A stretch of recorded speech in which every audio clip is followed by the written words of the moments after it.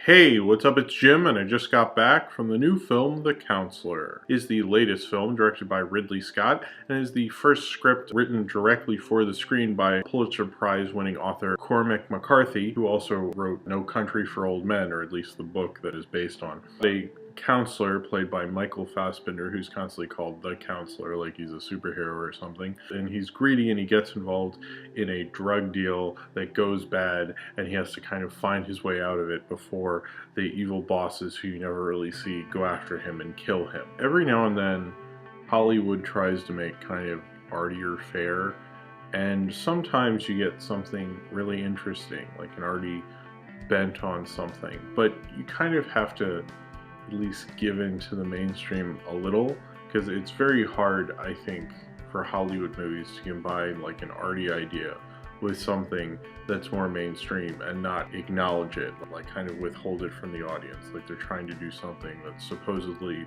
probably, and they assume is going to be interesting. Usually it doesn't turn out that way. I think that's probably the hardest thing to do, is kind of marry a style of the art house style with the multiplex. Usually doesn't work, and audiences don't like it, and frankly I don't like it very much either. I think usually it falls kind of flat. When it does work, I think it works magnificently. I mean, look at Gravity. Gravity does that quite well. But The Counselor doesn't do that. In fact, The Counselor does it much like another Brad Pitt movie that came out last year, Killing Them Softly, does.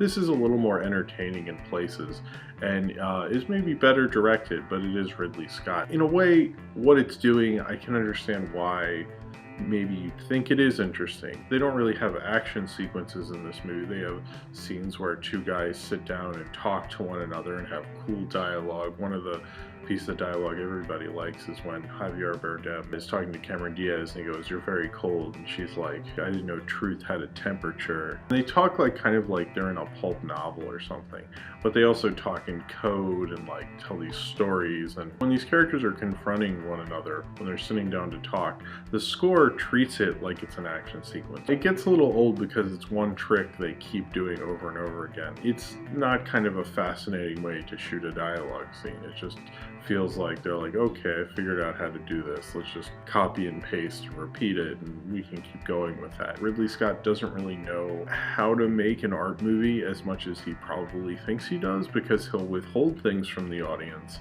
and then directly after that explain it.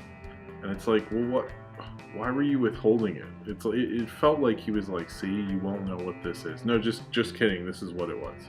It's like he had no faith in the audience, while trying to act like he did have faith in the audience, which is confusing as all hell as a viewer. As soon as it has some kind of arty majesty to it, he screws it up. He over-explains it. He drills the point home more than he needs to. It feels like he can't give up kind of being a mainstream blockbuster director where everything's explained, where you're making things with broad strokes for everybody, but he still wants to make this art movie. I was thinking about this, and Ridley Scott, he made a film not too long ago called Body of Lies, and he seems to be kind of interested in making films about rich guys who tell other people what to do. They're just sitting back and talking about the circumstances while someone else does the actual work. Now, Body of Lies was a lot more definitely really about that, and it's a much better film than this is. But The Counselor is just about the rich guys who are talking to each other. It has no like juxtaposition, and it feels a lot colder and emptier, and there's really nothing to call them on that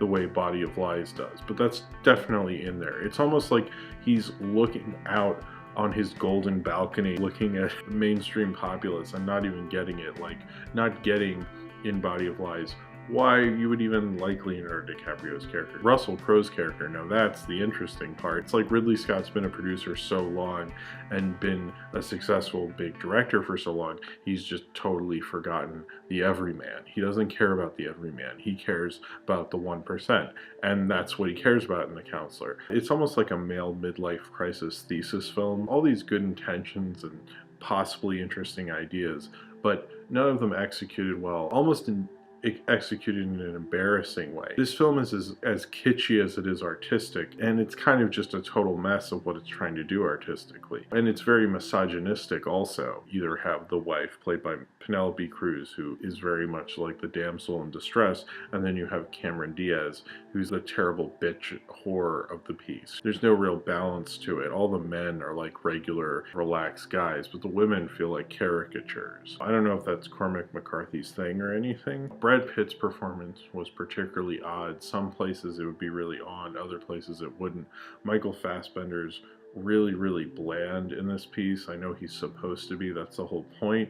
I think McConaughey probably could have done a much better job in this role. Javier Bardem's probably the best one. I actually like Cameron Diaz. A lot of people say she was miscast. I think that's probably maybe true, but I thought she still did a good job. Penelope Cruz didn't really do anything. It felt like a role that was kind of beneath her. Sometimes Hollywood makes these like weird little art movies that just kind of fall completely flat on their faces, and the only reason they get a mainstream release rather than a regular art movie is because Brad Pitt and Cameron Diaz and Javier Bardem is in it, and it has some box office appeal. Most of the time when you make an art movie this bad and all over the place, they kind of bury it somewhere, you know, you never see it. I wish this was buried out in the desert somewhere, really. This feels like the kind of arty movie that people who don't really know anything about the art house see and act like it's really artistic and interesting hold over people, like, oh, people didn't get this, but I got The Counselor. This is a movie for the pretentious who don't really like cinema. They just like showing off that they kind of got something, or they just have bad taste, or both. I think it thinks it's being risky, and maybe that'll give Cormac McCarthy and Ridley Scott, will give them the license to be like, you know, they didn't get this, but in 30 years someone will rediscover this and this will become a thing. It won't, because this is a terrible movie. It's not an interesting movie at all. It wants to be interesting.